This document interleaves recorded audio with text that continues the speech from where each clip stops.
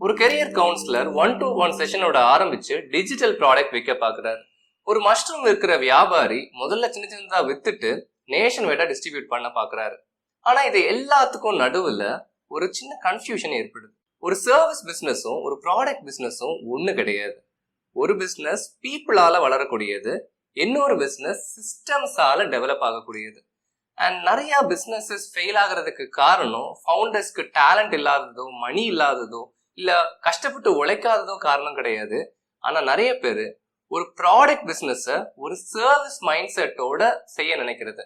And அதோடைய டேஞ்சரஸான விஷயம் என்ன அப்படின்னா, நிறைய ஃபவுண்டர்ஸ் இதை ரியலைஸ் பண்றதே கிடையாது. ஏன்னா ஆரம்பத்துல ரெவென்யூ வருமானம் வரதான் செய்யும். கஸ்டமர்ஸும் அவங்களுடைய ஒர்க்கை அப்ரிஷியேட் பண்ணிக்கிட்டே இருப்பாங்க. சோசியல் மீடியா பார்க்க சக்சஸ்ஃபுல்லா தெரியும். ஆனா இன்டர்னலா அவங்க பிசினஸ் பண்ணக்கூடிய அவங்களுடைய இன்டர்னல் சிஸ்டம் வீக்கா இருக்கும். பிரைசிங் அன்ஸ்டேபிளா இருக்கும். ஆபரேஷன்ஸ் தினசரி வேலை ஃபவுண்டரை மட்டுமே டிபெண்ட் பண்ணி இருக்கும். அண்ட் திடீர்னு ஒரு நாள் கம்பெனில இல்ல உங்க பிசினஸ் வந்து ஃபெயிலியர் ஆகும்போது நமக்கு என்ன ரீசன்னே புரியாம இருக்கும். நான் advocate Riches, business legal advisor. First நீங்க ஒரு பிசினஸ் பண்றீங்க அப்படின்னா அது ப்ராடக்ட் பிசினஸா சர்வீஸ் பிசினஸா அப்படிங்கிற கிளாரிட்டி உங்களுக்கு முதல்ல வேணும். ப்ராடக்ட் பிசினஸ்னா என்ன? ப்ராடக்ட்டை கிரியேட் பண்ணியோ அல்லது வாங்கியோ ஹோல்சேலா மார்க்கெட்ல செல் பண்றது. உதாரணத்துக்கு துணிக்கடை, ஃபுட் ஐட்டம்ஸ் இருக்கிறது, electronics, cosmetics, manufacturing, resale business, இதெல்லாம் ப்ராடக்ட் பிசினஸ். ப்ராடக்ட் பிசினஸ்ல உள்ள ஒரு இம்பார்ட்டன்ட் அட்வான்டேஜ் என்னன்னா ஸ்கேலபிலிட்டி. ஸ்கேல் பண்ண முடியும், சுலபமா ஸ்கேல் பண்ண முடியும் சர்வீஸ் பிசினஸ் கம்பேர் பண்ணும்போது. ஒரு சிஸ்டம் செட் ஆயிட்டு ஒரு ப்ராடக்ட் பிசினஸ்ல அப்படின்னா மல்டிபிள் கஸ்டமர்ஸ் கிட்ட சேம் ப்ராடக்டை உங்களால செல் பண்ண முடியும். அதாவது பிசினஸஸ் க்ரோ ஆகும்போது வருமானம் இன்க்ரீஸ் ஆகும். ஆனா டைம் வந்து அதே ப்ரொபோர்ஷன்ல உங்களுக்கு இன்க்ரீஸ் ஆக வேண்டிய தேவை இருக்காது. ஒரு உதாரணத்துக்கு ஒரு ஆன்லைன் பிராண்ட் வந்து 100 ஆர்டர்ல இருந்து 10,000 ஆர்டர் வரைக்கும் போகலாம். சிஸ்டம்ஸ் ப்ராப்பரா ஸ்கேலபிளா நீங்க வச்சிருக்கும் பட்சத்துல அதை பண்ண முடியும். ஆனா இது ஒரு சர்வீஸ் பிசினஸ் எடுத்துக்கிட்டீங்கன்னு வச்சுக்கோங்களேன். சர்வீஸ் பிசினஸஸ் டைம் ஓரியன்டா இருக்கும். நீங்க செலவு பண்ற டைம்க்கு ஏத்த மாதிரி தான் உங்களுக்கு இன்கம் வரும். நீங்க ஒரு கன்சல்டண்டா இருக்கிறது, லாயரா இருக்கிறது, டிசைனரா இருக்கிறது, ஃப்ரீலான்சர், ஒரு ஏஜென்சி ஓனர், ஒரு அக்கௌண்டன்ட், ஒரு ட்ரெயினர், இப்படி இருக்கிறவங்க எல்லாருமே சர்வீஸ் பிசினஸ் பண்றாங்க. உங்க டைம் தான் உங்களுடைய மிகப்பெரிய investment. Time for money model. Service பிசினஸ்ல பொதுவா இன்வெஸ்ட்மெண்ட் கம்மியா தான் தேவைப்படும். ஏன்னா உங்களுடைய மெயின் இன்வெஸ்ட்மெண்ட் வந்து உங்களுடைய ஸ்கில்லும் உங்களுடைய டைமும். ஆனா அதோடைய லிமிட்டேஷன் என்ன அப்படின்னா, டீமும் சிஸ்டமும் இல்லாம ஒரு சர்வீஸ் பிசினஸை உங்களால ஸ்கேல் பண்ண முடியாது. இது வந்து ஒரு டைம் ஃபார் மணி மாடல். நீங்க வேலை செய்யும் நேரத்துக்கு தான் உங்களுக்கு இன்கம். எவ்வளோ வேலை அதிகமா செய்றீங்களோ அவ்வளோ அதிகமா இன்கம் கிடைக்கும். அதனால ஒரு பிசினஸ் ஆரம்பிக்கிறதுக்கு முன்னாடி இது ப்ராடக்ட் பிசினஸா, சர்வீஸ் பிசினஸா, இல்ல ஒரு ஹைபிரிடான மாடலா அப்படிங்கிறது உங்களுக்கு கிளாரிட்டி வேணும். உங்க பிசினஸ் மாடல் கிளியரா இல்லைன்னு வச்சுக்கோங்க, நீங்க மார்க்கெட்டிங் பண்றது வீக்கா இருக்கும். உங்களுடைய பிரைசிங் அன்ஸ்டேபிளா இருக்கும். கான்ட்ராக்ட்ஸும் எந்த மாதிரி கான்ட்ராக்ட்ஸ் உருவாக்கணும் அப்படிங்கிற ஒரு குழப்பமும் ஏற்படும். கிளைண்ட் ஆரம்பத்துல ஃப்ரீலான்ஸ் சர்வீஸ் மட்டும் பண்ணிட்டு இருந்தாங்க.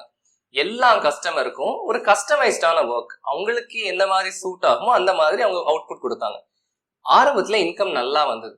ஆனா கொஞ்சம் கொஞ்சமா அவங்க வியாபாரம் க்ரோ ஆக ஒர்க் லோடு மட்டும் கூடச்சே தவிர வேற அவங்களுடைய டீம்ஸ் குழப்பப்பட்டாங்க. டெலிவரி டிலே ஆச்சு. கிளைண்டோட எதிர்பார்ப்பு கூட ஃபவுண்டர் வந்து டயர்ட் ஆகி பர்ன் அவுட் ஆயிருந்தது. அப்போ அவர் ரியலைஸ் பண்ணது என்னன்னா, நான் ஒரு வளரக்கூடிய பிசினஸ் உருவாக்கல, நான் என்னைய தான் பிசினஸ் ஆக்கியிருக்கேன். இதோடைய வளர்ச்சி ஒரு கட்டத்துக்கு மேல நிற்கும் அப்படிங்கறத அவர் புரிஞ்சுக்கிட்டாரு. அவர் எதிர்பார்ப்பு அந்த மாதிரி ஒரு பிசினஸ் கிடையாது. இதனாலதான் ஒவ்வொரு ஃபவுண்டருக்கும் கிளாரிட்டி வேணும். அவங்க பிசினஸ் உடைய சிஸ்டம் என்ன, ஸ்கேலபிலிட்டி எவ்வளவு, ஆபரேஷனல் ஸ்ட்ரக்சர் என்ன. நிறைய பிசினஸ்மேன் என்ன நினைக்கிறாங்க, அவங்க ஒரு பிசினஸ் வச்சிருக்கோம் அப்படின்னு நினைக்கிறாங்க. ஆனா இந்த reality, they own a stressful job with unpredictable income. ஸ்ட்ரெஸ்ஃபுல்லான வேலையை எப்போ வருமானம் தெரியாது அப்படிங்கிற ஒரு இன்கம் நிலைமையில நீங்க வச்சுக்கிறது. ப்ராடக்ட் அண்ட் சர்வீஸ் கன்ஃபியூஷனுக்கு ஒரு பெரிய எக்ஸாம்பிள் WeWork அப்படிங்கிற கம்பெனி. WeWork அவங்கள மார்க்கெட் பண்ணும்போது ஒரு ரெவல்யூஷனரி டெக் ப்ராடக்ட் கம்பெனியா அவங்கள காட்டிக்கிட்டாங்க. அப்ப இன்வெஸ்டர்ஸ் என்ன பண்ணாங்க, இதை ஸ்கேல் பண்ண முடியும், அதாவது இது டைம் ஃபார் மணி மாடல் கிடையாது, ஒரே நேரத்துல பல பேருக்கு கொடுக்க முடியும்னு நினைச்சாங்க. ஆனா ரியாலிட்டியில அவங்களுடைய கோர் பிசினஸ் என்னவா இருந்ததுன்னா, லீஸ் பண்றது, பில்டிங்க, ஸ்பேசஸை ரெனோவேட் பண்றது, ரெண்டிங் டெஸ்க், இந்த மாதிரி தான் இருந்தது. அப்ப அப்போ ஃபண்டமெண்டலா பார்க்கும்போது இது ஒரு service heavy real estate model. ஆனா இந்த கம்பெனி என்ன பண்ணாங்க, ஒரு ப்ராடக்ட் கம்பெனிக்கான வேல்யூவேஷனையாக இவங்க காட்டிக்கிட்டு இருந்தாங்க. ஆனா சர்வீஸ் கம்பெனியோடைய காஸ்ட்ஸாக அவங்க இன்கர் பண்ணிட்டு இருந்தாங்க. ஸோ எல்லா எக்ஸ்பான்ஷன்ஸுக்குமே பெரிய கேபிட்டல் தேவைப்பட்டது, பெரிய இன்ஃப்ராஸ்ட்ரக்சர் தேவைப்பட்டது, அண்ட் தினசரி ஆபரேஷனல் மேனேஜ்மெண்ட்டுக்கும் நிறைய செலவுப்பட்டது. ஐபிஓ ஃபேஸ்ல என்ன ஆச்சுன்னா, இன்வெஸ்டர்ஸ்க்கு கொடுத்திருந்த இந்த இல்லூஷன் கொலாப்ஸ் ஆயிடுச்சு. அப்போ வேல்யூவேஷன் சரிஞ்சிருச்சு, லீடர்ஷிப் மாறிட்டாங்க, நிறைய லே ஆஃப்ஸ் நடந்தது, அண்ட் கடைசியில அந்த கம்பெனி நாங்க பேங்க்ரப்ட்ஸ் அப்படின்னு சொல்லிட்டாங்க. இந்த வீவர்க் ஃபெயில் ஆனதுக்கு காரணம் அந்த கம்பெனி கிளியரா டிசைட் பண்ணவே இல்லை. அவங்க ஒரு டெக்னாலஜி ப்ராடக்ட் கம்பெனியா இல்ல ஒரு சர்வீஸ் பேஸ்ட் ரியல் எஸ்டேட் பிசினஸா, இந்த கிளாரிட்டி இல்லாததுனாலதான் இந்த பிசினஸ்க்கு இது டேஞ்சரஸா அமைஞ்சது. அதனாலதான் ஒவ்வொரு பிசினஸ் மேனும் யோசிக்க வேண்டியது, உங்களுடைய ப்ராடக்ட் என்ன மாதிரி ப்ராடக்ட், அது ப்ராடக்டா சர்வீஸா, உங்களுடைய பிசினஸ் ப்ராடக்டா சர்வீஸா, டார்கெட் மார்க்கெட் யாரு, இன்வெஸ்ட்மெண்ட் பிளானிங் என்ன, அண்ட் ஆபரேஷனல் ஸ்ட்ரக்சர் முதல் நாள்ல இருந்து உங்களுக்கு தெரியணும் ஓரளவாது. கிளைண்ட் ஒருத்தங்க டீச்சர், இனிஷியலி அவங்க சொன்னாங்க, சார் நான் லைவ்ல ஆன்லைன் கிளாஸஸ் எடுக்கிறேன். கொஞ்ச நேரத்துக்கு அப்புறம் சொன்னாங்க, நான் ரெக்கார்டர் கிளாஸஸும் செல் பண்ண போறேன் சார் அப்படின்னு சொன்னாங்க. அப்ப நான் அவங்கள்ட்ட கேட்டேன், ஆன்லைன் கிளாஸ் எடுக்க போறீங்களா இல்ல ரெக்கார்டர் கிளாஸ் எடுக்க போறீங்களா? அவங்கள்ட்ட நான் என்ன சொன்னேன்னா, ரெண்டும் ஒரே மாதிரி தெரிஞ்சாலும் கமர்ஷியலி பார்த்தா ரெண்டுமே டிஃப்ரெண்ட் பிசினஸ் மாடல் ரெண்டுக்குமே தேவைப்படும். ஏன்னா லைவ் கிளாஸ் வரும்போது சர்வீஸ் பிசினஸ், அதுல ஏற்கனவே ஓரளவு ட்ரஸ்ட் ஃபார்ம் ஆயிடும். ஏன்னா நீங்க முகத்தை காட்டுறீங்க. அண்ட் இன்னொன்னு, உங்க டைம், உங்க இன்வால்வ்மெண்ட், உங்க இன்டராக்ஷன் பிசினஸோட ஒரு பார்ட்டாவே ஆயிடும். ஆனா ரெக்கார்டர் கோர்சஸ் நீ வரும்போது அது ஒரு ப்ராடக்ட் பிசினஸ், ஒரு ஹைபிரிட் மாடல் நீ வச்சுக்கலாம். ஒரு தடவை கிரியேட் பண்ணிட்டீங்கன்னா அதே கோர்ஸை நீங்க நிறைய ஸ்டூடெண்ட்ஸுக்கு விற்க முடியும். இது ஒரு ஸ்கேலபிள் மாடல்.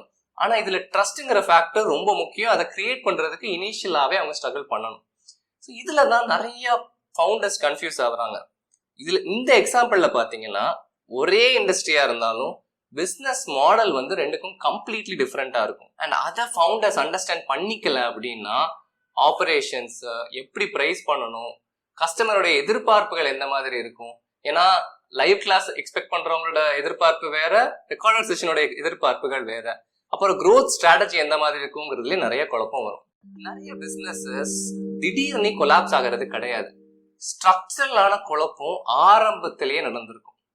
நிறைய legal problems begin as business decisions. வியாபாரத்துல நீங்க எடுக்கிற டிசிஷன் தான் உங்களுக்கு கடைசியில லீகல் ப்ராப்ளமா முடியும். நிறைய பிசினஸ் லீகலா ஃபெயிலியர் ஆகிறதுக்கு முன்னாடியே அங்க அந்த பிசினஸ் ஸ்ட்ரக்சர்லயே ஒரு குழப்பம் ஏற்படுது. அந்த குழப்பம் தான் லீகலாவும் பிரச்சனையை உருவாக்குது. அதனாலதான் most businesses fail structurally before they fail financially. இந்தியாவோட ஜிஎஸ்டி ஸ்ட்ரக்சர்லயும் ப்ராடக்ட் பிசினஸ், சர்வீஸ் பிசினஸ் ரெண்டுக்கும் பிராக்டிக்கல் ரியாலிட்டிஸும் டாக்ஸேஷன் கண்டிஷன்ஸும் வேறையா இருக்கும்.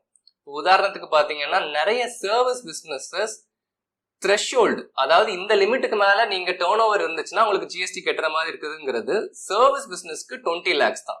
ஆனா அதே இது நீங்க ப்ராடக்ட் பிசினஸ் பண்றீங்க அப்படின்னா டர்ன் ஓவர் 40 lakhs ஆகும்போது தான் நீங்க ஜிஎஸ்டி ரெஜிஸ்ட்ரேஷன் வாங்குறதுக்கு கட்டாயமா இருக்க வேண்டியது இருக்கும். அதே இது நீங்க ப்ராடக்ட் பிசினஸ்ல இருந்தா கூட நீங்க அதை இன்டர் ஸ்டேட்டா இ-காமர்ஸ் பிளாட்ஃபார்ம்ல விற்கிறீங்கன்னு வச்சுக்கோங்களேன், அப்போ அதோடைய கண்டிஷன் வேற மாதிரி இருக்கும், கம்ப்ளைண்ட்ஸ். ஸோ அப்படி பாத்தீங்கன்னா டாக்ஸ் ஸ்ட்ரக்சரே வித்தியாசமா வரும். அதனால நீங்க ஒரு தெளிவுக்கு வரணும். ஒவ்வொரு ஃபவுண்டருமே, நான் ஒரு ப்ராடக்ட் பிசினஸ் பண்றேன்னா ஒரு சர்வீஸ் பிசினஸ் பண்றேன்னா, அந்த ப்ராடக்ட் பிசினஸ்ல டிஸ்ட்ரிபியூஷன் பண்ண போறேன்னா, சேல்ஸ் பிசினஸ்ல என்ன பண்ண போறேன், எதை விற்க போறேன், எந்த மாதிரி விற்க போறேன் அப்படிங்கிற ஒரு கிளாரிட்டி வேணும். ஏன்னா ஒன்ஸ் உங்க பிசினஸ் வளர ஆரம்பிச்சிருச்சுன்னு வச்சுக்கோங்களேன், GST complaints, invoicing, HSN classification, inventory reporting, அப்புறம் டாக்ஸ் ஸ்ட்ரக்சர், இது எல்லாமே குழப்பமாகிடும். அப்புறம் நீங்க ஆரம்பத்துல பண்ண சின்ன சின்ன தப்புகள் எல்லாம் நீங்க வளரும் போது பெருசா உருவாகி பெரிய கிளைம்ல, லீகல் கிளைம்ல உங்களை கொண்டு விட்டுடும். அதனால ஆரம்பத்திலேயே உங்களுடைய பிசினஸ் ஸ்ட்ராட்டஜி நீங்க ஓரளவாவது வச்சிருக்கணும். அக்ரிமெண்ட்ஸ் போடுறது கூட நீங்க பாத்தீங்கன்னா சர்வீஸ் பிசினஸ்ல நம்ம போடுறது deliverables, time line, confidentiality, client expectations, அந்த மாதிரி கான்ட்ராக்ட்ஸ் இருக்கும். ஆனா ப்ராடக்ட் பிசினஸஸ் நீ வரும்போது supplier agreements, manufacturing contracts, distribution agreements, inventory, applications, warranties, அந்த மாதிரி நம்மளுடைய அக்ரிமெண்ட் கிளாஸஸ் நம்ம இன்க்ளூட் பண்ண வேண்டியது வரும். அதனால ஒரு ஃபவுண்டருடைய கிளாரிட்டியை வச்சுதான் ஒவ்வொரு அக்ரிமெண்ட்டும் ஒவ்வொரு டிசிஷனும் எடுக்கப்படும். இது எல்லாத்துலயுமே நம்ம பிசினஸ்ங்கிற வார்த்தையை தான் நம்ம யூஸ் பண்றோம், சர்வீஸோ ப்ராடக்ட்டோ. ஆனா கமர்ஷியலும் லீகலும் நீங்க பாத்தீங்கன்னா அந்த ஸ்ட்ரக்சருங்கிறதே வேற மாதிரி இருக்கு. கிளாரிட்டி நிச்சயமா வேணும். எக்ஸாக்டா நீங்க என்ன பில்ட் பண்றீங்க, என்ன மாதிரி பிசினஸ் பண்றீங்க, பிசினஸ் வந்து ஸ்கேல் பண்ண முடியுமா, பண்ண முடியும்னா எந்த அளவுக்கு பண்ண முடியும், நம்ம வச்சிருக்க சிஸ்டம்குள்ள இதோடைய growth எவ்வளவுக்கு லிமிட் ஆகும், எதுக்கு மேல வளர்க்க முடியாது, அப்படி வளர்க்கணும்னா இந்த சிஸ்டமை எப்படி மாற்ற வேண்டியது இருக்கும் அப்படிங்கிற கிளாரிட்டியும் உங்களுக்கு வேணும். ஏன்னா growth without system eventually becomes risk. நீங்க growth சிஸ்டம் ப்ராப்பரா இல்லாம வளர்க்க ஆரம்பிச்சீங்கன்னா அது உங்களுக்கு ரிஸ்கா தான் போய் முடியும். வெறும் கஷ்டப்பட்டு உழைக்கிறது மட்டும் உங்களை ஹெல்ப் பண்ணாது.